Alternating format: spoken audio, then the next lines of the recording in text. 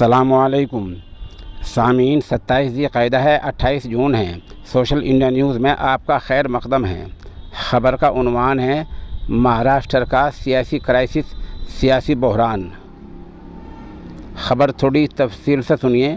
हमने कई जुज़ियात का इहाता करने की कोशिश की है। मिसाल के तौर पर आज बागी क्या कर रहे हैं, शिवसेना क्या कर रही है और बीजेपी क्या कर रही है और गवर्नर क्या कर रहे हैं और सुप्रीम कोर्ट के आदेश से कहाँ अटकी लग सकती है, इन तमाम चीज़ों का इहाता किया गया है। आपको बतला दें कि सुप्रीम कोर्ट ने बागी लीडरों को 11 जुलाई तक की राहत दे दी है। इस 11 जुलाई तक राहत मिलने की वजह से बागी जो विधायक हैं, एकनाथ शिंदे और उनके साथी, जैसे कि वो 37-38 बताए जा रहे हैं, उनको राहत मिल गई है। और अब वे ये सोच रहे हैं कि किसी तरह अविश्वास प्रस्ताव तहरीक अदम एतमाद ले आएं। उसका तरीका क्या हो वही समझ में नहीं आ रहा है, क्योंकि 16 मेंबरान असम्बली ऐसे हैं जिनके सर पर नाअहलियत की तलवार लटकी हुई है। सुप्रीम कोर्ट ने डिप्टी स्पीकर को इस नाअहलियत के बारे में नोटिस तो दिया है, लेकिन ये नहीं कहा है कि आप इसको नहीं कर सकते या ये और कुछ है। ये नहीं कहा, नोटिस से जवाब मांगा है। जवाब किस बात का मांगा है?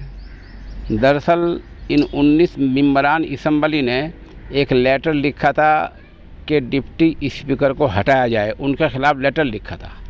गलती उनसे ये हुई कि जिस मेल से वो भेजा था, जिस ईमेल से भेजा था, वो ईमेल किसी विधायक की नहीं थी, न कोई सरकारी ईमेल थी, वो कोई प्राइवेट ईमेल थी जिससे वो लेटर भेजा गया था। इसलिए यहाँ आती वो स्पीकर के अफसरों ने, सेक्रेटरी ने खारिज कर दिया था और वजह ये बताई थी कि ये अजनबी यानी जिसकी पहचान नहीं है ऐसी ईमेल से आया है, इसलिए इस पर गौर नहीं किया जा सकता। इस बारे में डिप्टी स्पीकर को सुप्रीम कोर्ट में हल्फिया बयान देना है।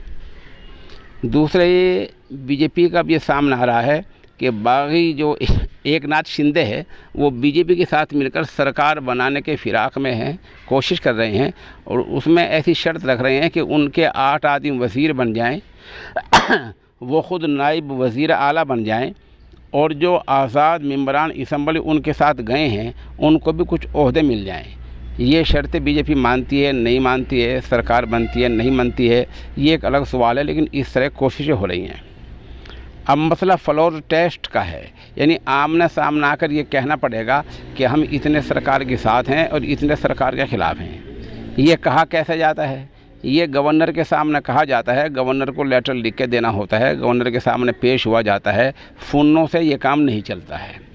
बिल्ली के गले में घंटी कौन बांधे, इससे सब डर रहे हैं, क्योंकि बीजेपी ऐसा फ्लोर टेस्ट पहले कराकर देख चुकी है और बीजेपी उसमें बुरी तरह इसी महाराष्ट्र में नाकाम हो चुकी है।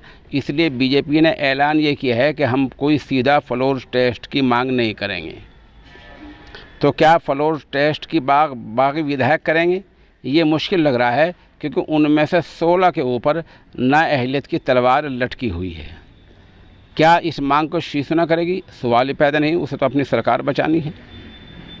तो इस तरह 3-4 मुहाज़ों पर यह काम हो रहा है और अब गवर्नर भी फ़ाल हो गए हैं, मुतहर्रिक हो गए हैं।